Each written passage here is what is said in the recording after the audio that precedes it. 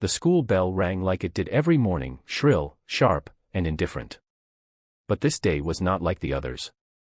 Not for Elijah. He had woken up with that now familiar weight in his chest, the kind that made every breath feel like a battle. His hands trembled as he buttoned his too small shirt, and the same bruise from last week pulsed faintly beneath the fabric. It was hidden from sight, but not from memory. The world he stepped into each morning was a minefield, locker-lined corridors buzzing with voices that spoke too loudly and eyes that always looked through him instead of at him. Elijah was used to being invisible. That's what happens when you're the boy who can't fight back. But that day, his life changed. He didn't know her name. No one did. Just that a new girl was transferring in. A quiet one. People always whispered about new kids, judging their shoes, their hair, their posture. The first time Elijah saw her, she was walking down the hallway like a shadow. Head down, sleeves too long, a backpack slung over just one shoulder. Her name tag, hastily taped to her uniform, said Nova. That was all anyone knew. But there was something different about her. Something in the way she walked, not timid, not arrogant, just still. Like the world around her couldn't touch her. Like she'd seen worse. At Jefferson High, being different was dangerous. The three who ruled the school, Corey, Jake, and Max, made sure of it. They didn't need reasons. They just needed someone smaller, softer, someone who wouldn't scream loud enough to be heard.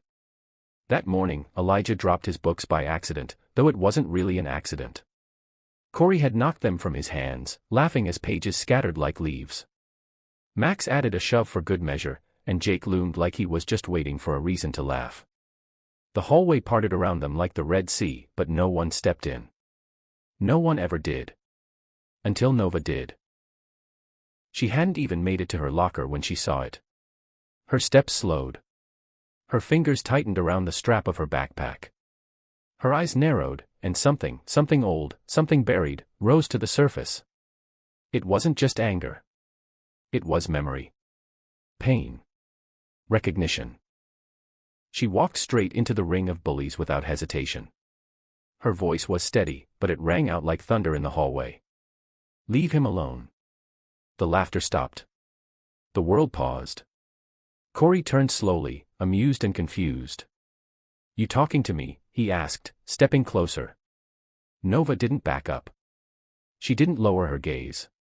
She just stared at him with a calm so intense it became louder than any threat.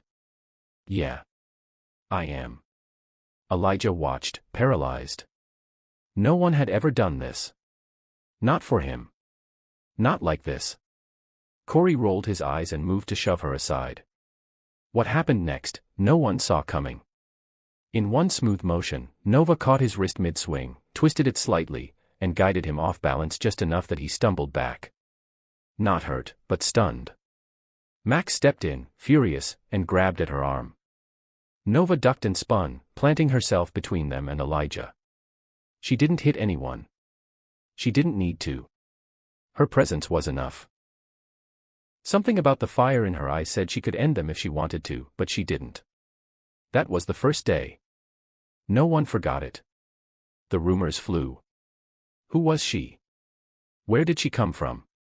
Did she know martial arts? Was she some kind of secret agent's daughter? But Nova never spoke about it. She kept to herself.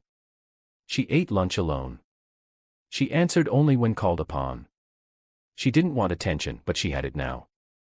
Elijah didn't know how to thank her. He left a sticky note on her desk the next day, thanks. That was it. She nodded at him in the hallway once, and from then on, something unspoken formed between them, a quiet alliance. Nova started sitting near him at lunch. Not at his table, but near enough that he didn't feel so alone. When other students whispered about her, she ignored it. But when they whispered about Elijah, she turned and stared until they stopped. Slowly, others followed her lead. A girl named Mari sat with them. Then a boy from the chess club. Bit by bit, the wall around Elijah crumbled. Not from force. From kindness. But no one knew what Nova carried inside her. Her past wasn't full of strength. It was full of silence. Of watching her little brother, Ezra, cry after school every day, his tiny voice barely able to describe what the bigger kids had done. He had a stutter and wore thick glasses. He liked to hum to himself when he was scared. Nova had always protected him, walked him home, packed his lunch, taught him how to hide his tears.